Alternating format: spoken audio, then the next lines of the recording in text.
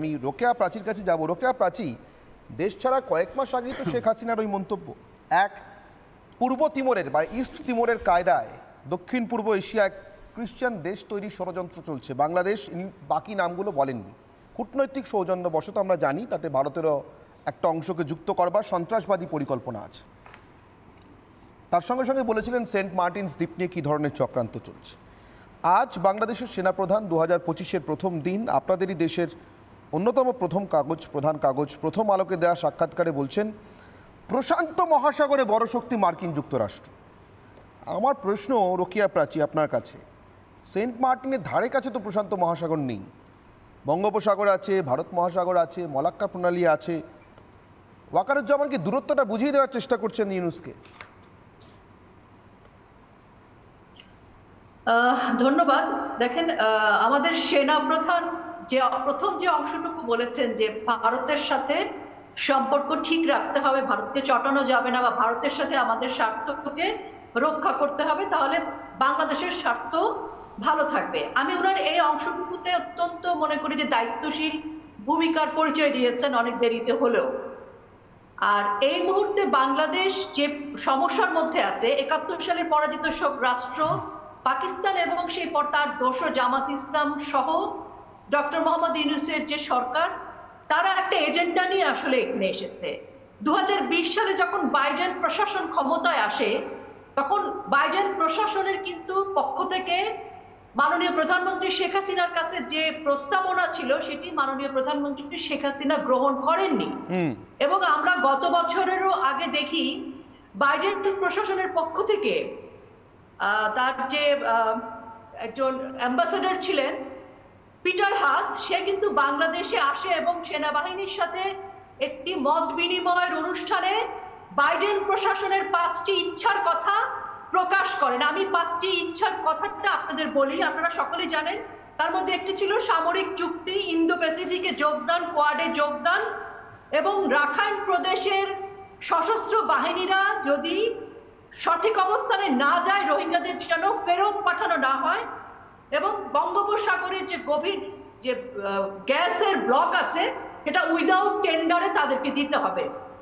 তো আমরা আসলে বাইডেন প্রশাসনের পক্ষ থেকে পিটার হাসের যে বক্তব্য, এবং আজকে সেনাপ্রধানও যেটুকু ইঙ্গিত দিয়েছে, এবং আমাদের ডক্টর মোহাম্মদ ইউনূস যেভাবে যে এজেন্ডা নিয়ে ক্ষমতা এসেছে, তার টোটালটাকে যদি আমরা ব্যাখ্যা করি, আমার বাংলাদেশি বিএনপির পক্ষ থেকে যে রিপন সাহেব এসছেন, উনি কেন বুঝতে পারছেন না যে আজকের বাংলাদেশ যে সংকটের মুখে, আমরা যদি আজকে এই সংকটটি বুঝতে না পারি, যে আরাকান আর্মিকে যেভাবে একটি রাষ্ট্র গঠন করবার পরিকল্পনা কিন্তু করে দিয়েছিল, এবং তাদেরকে মদতই দিচ্ছিল যে তারা একটি খ্রিস্টান রাষ্ট্র বাংলাদেশের সীমানায় বাংলাদেশের একটা অংশে করবে, এটি কিন্তু পরিকল্পনা ছিল।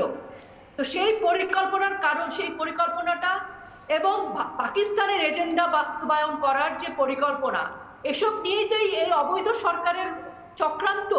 তো আজকে যদি আমরা এটা বুঝতে না পারি, এবং একটা বিশেষ মহল যারা সেই সময় 71 সালে পরাজিত হয়েছিল, তারাই কিন্তু আজকে চায় যে বাংলাদেশ ভারতের মধ্যে বিদ্বেষ তৈরি হোক। এটি কিন্তু বাংলাদেশের আপামর জনসাধারণের বক্তব্য নয়।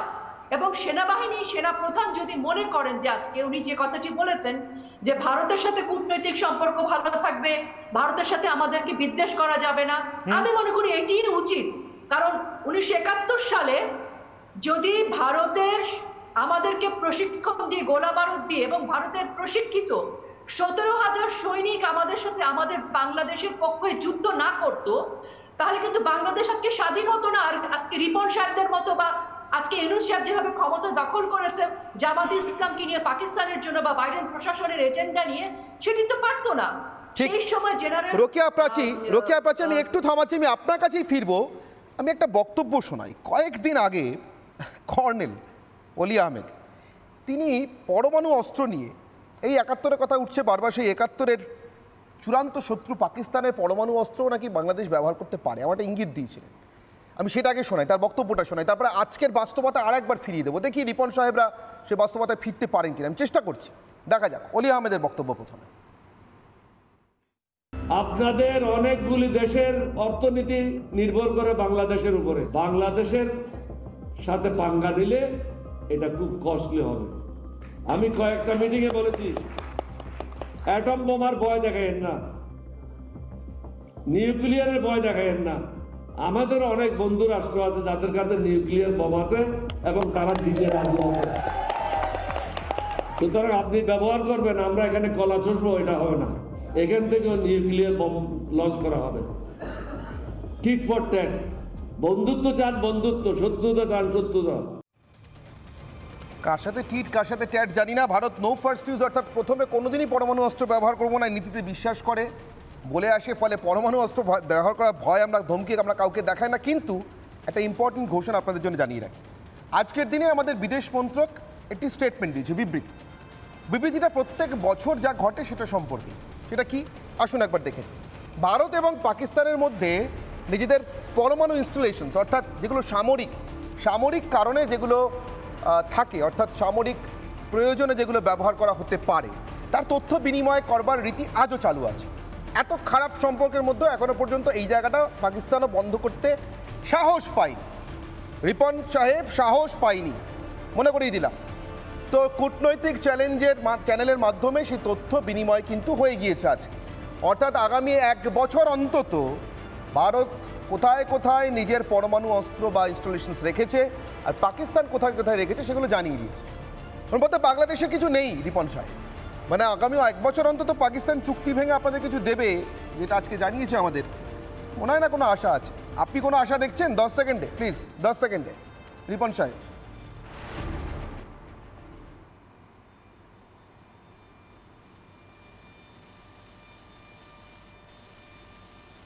শোনা যাচ্ছে রিপন সাহেব?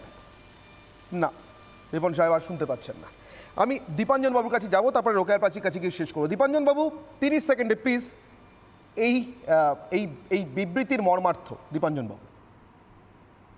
অজা যুদ্ধে ঋষি শ্রাদ্ধে বাহারম্ভে লোভ ক্রিয়া, এই বাংলাদেশের কিছু অজা বা যে পাঠারা ছাগলেরা যে মাথা টোকাটুকি করছে, এর কোনো পরিণাম নেই। এবং এটা সব থেকে ভালো বোঝেন ওয়াকারুজ্জামান। এখন ইউনুসও বুঝতে পারছে, তাই নিজে না বলে ওয়াকারুজ্জামানকে দিয়ে বলাচ্ছে। ইটস থ্যাঙ্কস টু ওয়াকারুজ্জামান, কারণ উনি একজন জেনারেল। এবং চিরকাল দেখেছি পাকিস্তানও তাই। পাকিস্তান কি সামলাবে, বাংলাদেশে সাপোর্ট দেবে? নিজেরা সামলাক আগে নিজেদের মানচিত্র। খাইবার পাখতুনখোয়া বেরিয়ে গেল বলে পাকিস্তানও তাই, তালিবান ঢুকে পড়েছে। তাই ক্রিকেট খেলতে ভারত যতই অরাজি হোক, ভারত সম্পর্কে পাকিস্তানের শাসকদের যত অসুয়া থাক, নিজের পরমাণু অস্ত্র কোথায় রেখেছে ওরা পাকিস্তান আজও জানিয়ে যাচ্ছে। ভারতকে চটাতে চায় না। রিপন সাহেবের দল চায় কিনা আমি জানি না, ওয়াকারুজ্জামান তো চাইছেন না। রোকেয়া প্রাচী, অন্তত এখানে একটু আশার আলো দেখা যাচ্ছে বাস্তবতার জমিতে দাঁড়িয়ে। রোকেয়া প্রাচী 10 সেকেন্ডে প্লিজ। আমি মনে করি যে সবসময় যে স্ট্র্যাটেজি হওয়া উচিত একটা দেশের, সেটি হচ্ছে যে তার প্রতিবেশীর সাথে সম্পর্কটা কূটনৈতিক জায়গায় স্ট্র্যাটেজিক থাকবে এবং অবশ্যই সুসম্পর্ক থাকতে হবে। এবং এটা শুধুমাত্র সুসম্পর্কটা নিজের স্বার্থের জন্য না, আমি মনে করি যে আমাদের কৃতজ্ঞতা বোধেরও সময় এসেছে। কারণ ভারত যদি সে সময় আমাদেরকে সাহায্য না করতো, আজকে আমরা স্বাধীন হতাম না। তো কাজে সেই কৃতজ্ঞতা বোধের জায়গায় থেকে কিন্তু আমি মনে করি বাংলাদেশের মানুষের বা বাংলাদেশে এখন যারা পাকিস্তান এবং অনেক ধন্যবাদ রোকেয়া প্রাচী। আমার সময় সংক্ষিপ্ত বলে ছাড়তে হচ্ছে। আবারও নববর্ষের শুভেচ্ছা আপনাদের সবাইকে জানিয়ে শেষ করছি। নানা ধরনের কন্টেন্ট দেখার জন্য লাইক করুন, শেয়ার করুন আমাদের ফেসবুক পেজ, সাবস্ক্রাইব করুন আমাদের ইউটিউব চ্যানেল। পাশাপাশি অন্যান্য ব্রেকিং নিউজের জন্য অবশ্যই চোখ রাখুন রিপাবলিক বাংলায়।